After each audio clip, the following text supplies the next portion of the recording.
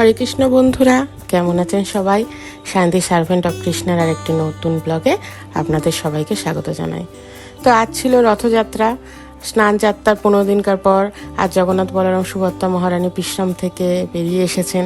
তো এই 15 দিন আমি একটা কাপড় চাপা দিয়ে রেখেছিলাম এবং সব জায়গায় এই 15 দিন জগন্নাথ বলরাম সুভদ্রা মহারানীকে বিশ্রামের জন্য রাখা হয়। তো পুরাণ মতে আছে যে নাকি এই 15 দিন স্নান যাত্রায় এত জলে স্নান করার পর, ভক্তদের আনন্দের জলেতে স্নান করার পর জগন্নাথ বলরাম সুভদ্রা মহারানীর জ্বর হয়ে যায়। তো এই 15টা দিন ওনারা বিশ্রামে থাকেন। তো অন্য সমস্ত জায়গাতেই বিশ্রামে থাকেন, তো আমিও সেরকম রেখেছিলাম।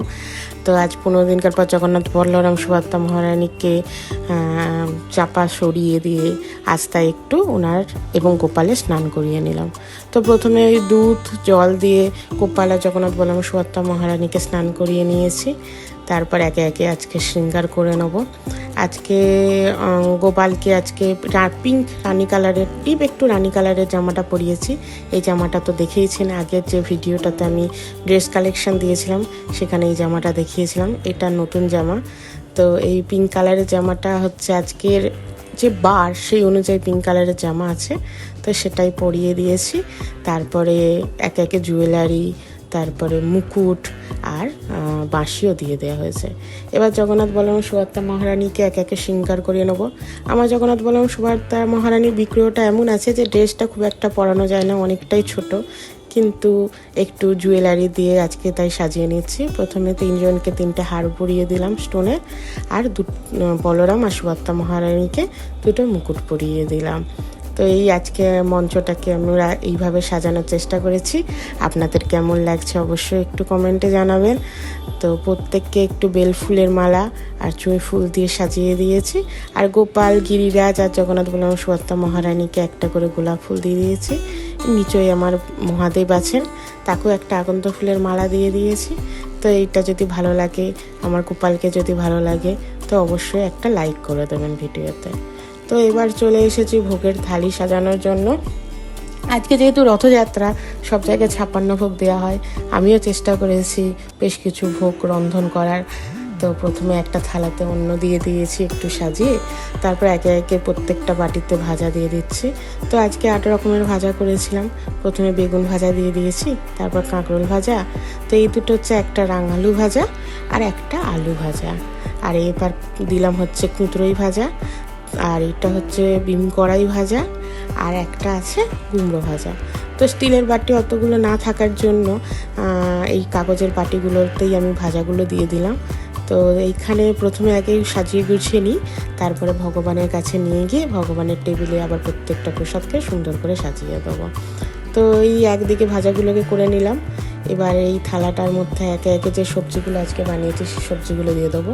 প্রথমে দিয়ে দিয়েছি একটু কাবলি ছোলা, পনির আর আলু দিয়ে ঘুগনি বানিয়েছি, তো সেটা বাটিতে দিয়ে দিয়েছি। আর বানিয়েছি একটু পুঁই শাক।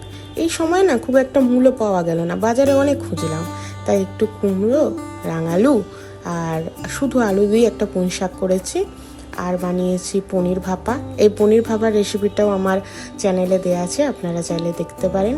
ওই একটু গোটা কালো সর্ষে, সাদা সর্ষে, কাঁচা লঙ্কা, পোস্ত, টক দই আর আদা দিয়ে বেটে পনিরটাকে ভাপিয়ে তৈরি করেছি। আর করেছি আমড়ার চাটনি, আর করলাম পরমান্ন। আর এইটা হচ্ছে যে ছোলার ডাল আর হিং দিয়ে 2টো কচুরি বানিয়েছিলাম, তো সেটাই প্লেটের থালাতে দিয়ে দিলাম। আর অন্যের ওপর দিলাম একটা লেবু গন্ধরাজ, একটা কাঁচা লঙ্কা আর একটু ঘি। আর জগন্নাথ দেবের রথযাত্রা মানেই আমরা ছোটোবেলা থেকেই দেখে এসেছি খিচুড়ি, পাঁপড় ভাজা আর জিলিপি। আপনারাও নিশ্চয়ই ছোটোবেলা থেকে খেয়ে এসেছেন। তো প্রথমে তাই আজকে একটু অন্যের পর খিচুড়ি দিয়ে দিলাম একটা বাটিতে। আর এইটা করেছি মালপোয়া। এটাই একদমই আমি কাঁচা নতুন বানিয়েছি আমার মা বলে দেওয়ার পর, তাই খুব একটা হয়তো দেখতে ভালো হয় না, কিন্তু নতুন করে আমি বানানোর চেষ্টা করেছি। তো যদি ভালো লাগে একটু বলবেন কেমন হয়েছে, আমি তো একদমই নতুন। এবার একটা থালার মধ্যে বেশ কিছু ফল নিয়ে নিচ্ছি। প্রথমে একটু বেদানার দিয়ে দিলাম, তারপর একটা কলাকে 2টো টুকরো করে দিচ্ছি, তারপর একটু আপেল কুচিয়ে নিয়েছি, একটু পেয়ারা দিয়ে দিলাম, একটু নাশপাতি দিয়ে দিলাম, আর বেশ কিছুটা খেজুর দিলাম।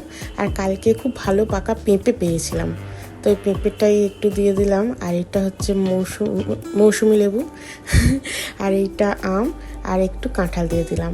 জগন্নাথ দেবের কাঁঠাল খুবই প্রিয়, তাই চেষ্টা করি প্রত্যেক বছর রথযাত্রাতে একটু কাঁঠাল দেওয়ার। তাই এই থালার মধ্যে সব কাঁঠাল আর ফলগুলোকে সাজিয়ে নিলাম। এবার এই বাটিটার মধ্যে একটু স্যালাড দিয়ে দিচ্ছি। প্রথমে শসা, গাজর, একটা ওই গন্ধরাজ লেবু যেটা অন্নে দিয়েছিলাম, আর একটা কাঁচা লঙ্কা। তো এই আমার স্যালাডের বাটিটাও সাজানো হয়ে গেছে। এবার আমি বেশ কিছু মিষ্টি এনেছি, তো সেই মিষ্টিগুলোকেই এই বাটিগুলোর মধ্যে দেবো। তাই বাটিগুলো প্রথমে একটু সাজিয়ে নিচ্ছি। জায়গাটা এখানে একটু কম থাকার জন্য একটু সাজিয়ে না নিলে ধরবে না, আর ভগবানের কাছেও একটু সুন্দর করে সাজিয়ে গুছিয়ে দিতে হবে। তো যেই মিষ্টিগুলো একটু বড় সেই মিষ্টিগুলো বাটিতে একটা করে দিচ্ছি, আর যেগুলো একটু ছোট সেইটাতে দুটো করে দিচ্ছি। যেমন এই হলুদটাতে একটা দিলাম, আর বাকিগুলোতে দুটো করে দিচ্ছি। তো মিষ্টির মধ্যে কিছু আইটেম করার চেষ্টা করেছিলাম, যেমন এটা চকলেটের মিষ্টি ছিল, তারপরে কালো জাম ছিল, ল্যাংচা, শঙ্খ টাইপের মিষ্টি ছিল, তারপরে এই গজাটা ছিল, আর একটু মিষ্টি দই দিয়ে দিচ্ছি। এটাও আমি এনেছিলাম এই মিষ্টিগুলোর সাথে। তো সেই মিষ্টির দই দিয়ে দিলাম। এবার একটা বাটির মধ্যে ব্যাট বল চিপস দিয়ে দিলাম, সেটাকে একটু সাজিয়ে গুছিয়ে নিচ্ছি। আর এই প্লেটটাতে দেবো দুটো পাঁপড়। তো রথযাত্রা যেটা বললাম, যে ছোটোবেলা থেকেই পাঁপড় দেখেছি, মেলায় যখন যেতাম তখন পাঁপড় আর জিলিপি বেশি কেনা হতো রথেতে, তো সেই কারণে একটু পাঁপড় ভেজে নিয়েছি। তো এবার ভগবানের জায়গায় সমস্তগুলো সাজিয়ে নেবো। প্রথমে এই অন্নের থালাটা দিয়ে দিলাম, তারপর ফলের থালাটা দিয়ে দিলাম, তারপরে খিচুড়ি যেটা জগন্নাথ প্রসাদ বলে আমরা জানি, তারপর ওই গুড় পিঠে বা মালপোয়া ওইটা দিয়ে দিলাম। এবার ওপর দিকটায় নিচে যেহেতু জায়গা ছিল না, ওপরেই একটু যে ভাজাগুলো করেছিলাম একে একে ওই ভাজাগুলো সাজিয়ে দিলাম। আর এখানে দিয়ে দিচ্ছি একটু স্যালাড, আর এই দিকটাতে দিচ্ছি একটু মিষ্টির বাটিগুলো একটু সুন্দর করে সাজিয়ে দিচ্ছি যাতে মিষ্টিগুলো ধরে যায়। আর নিচেতে ভগবান আর গুরু মহারাজের জন্য আসন দিতে হবে, তাই একে একে সমস্ত যেগুলো সাজিয়েছিলাম সেগুলো ডান দিক আর বাঁ দিকে যে ফাঁকা জায়গাটা আছে সেখানটাতেই সাজিয়ে দিলাম। তো ওই দইয়ের উপর একটা চামচও দিয়ে দিয়েছি, আর এই দিকটাতে মিষ্টিগুলো এক এক করে সাজিয়ে দিচ্ছি। আর গুরু মহারাজের সামনে একটু পাঁপড়ের জায়গাটা দিয়ে দেবো, আর দিলাম 1 গ্লাস জল। এই যে গুরু মহারাজের সামনে পাঁপড়ের জায়গাটা দিয়ে দিয়েছি, তো 1 গ্লাস জল দিয়ে দিলাম। এবার সবটা গুছিয়ে নেওয়া হয়ে গেছে। এবার দুটো আসন দিচ্ছি, একটা গুরু মহারাজের আর একটা ভগবানের। তো প্রত্যেকটা আসনের ওপর একটা করে তুলসী পাতা আর একটা করে ফুল দিয়ে দিয়েছি। গুরু মহারাজের আসনে তুলসী পাতাটা দিইনি। আর প্রত্যেকটা প্রসাদ ভোগের ওপর একটু করে গঙ্গা জল আর একটা করে তুলসী পাতা দিয়ে দিয়েছি। তো আজ আমি এইরকম করে সাজিয়েছি। তো কেমন লাগছে একটু অবশ্যই কমেন্টে জানাবেন। আর আজকে কারা কারা রথে যাবেন সেটাও জানাবেন, আর কেমন লাগছে সেটাও জানাবেন। যদি ভালো লেগে থাকে তাহলে অবশ্যই একটা লাইক করবেন। আর